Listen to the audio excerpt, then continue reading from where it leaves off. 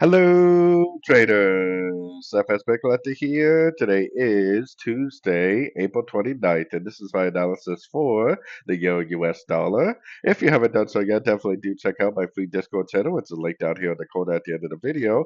And make sure to check out my website, fxpipcollector.com. Watch the video on the home screen to learn more. So, anyways, the euro dollar did push up pretty nicely yesterday. I definitely am looking at this as a possible one up wave A, like a three-wave pullback wave B. Definitely looks like a possible wave C.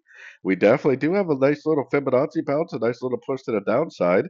The only problem I see is that it never took out the high of the potential wave 4 of the last downtrend. So it may actually end up going up a little higher, taking out that high. The problem I have, like I said, is that it looks like a complete ABC correction. It looks like it potentially could now already be going down. But because it never took out this high right here, I am aware that there is probably a pretty good chance that it may go up and take out that high. So maybe it will, maybe it won't. I have no idea if it will or not. It just normally a correction will take out the structure of wave 4 before it continues with the previous trend. So whether or not it takes out that high or not, I can't really tell. I mean, it definitely looks like a complete ABC. If it is a complete ABC, it potentially will make a lower high and it potentially will go down and start taking out these lows.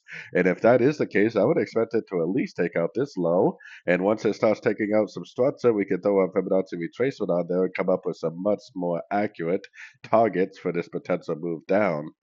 So anyways, don't forget to like and subscribe. And as always, thank you for watching and happy trading.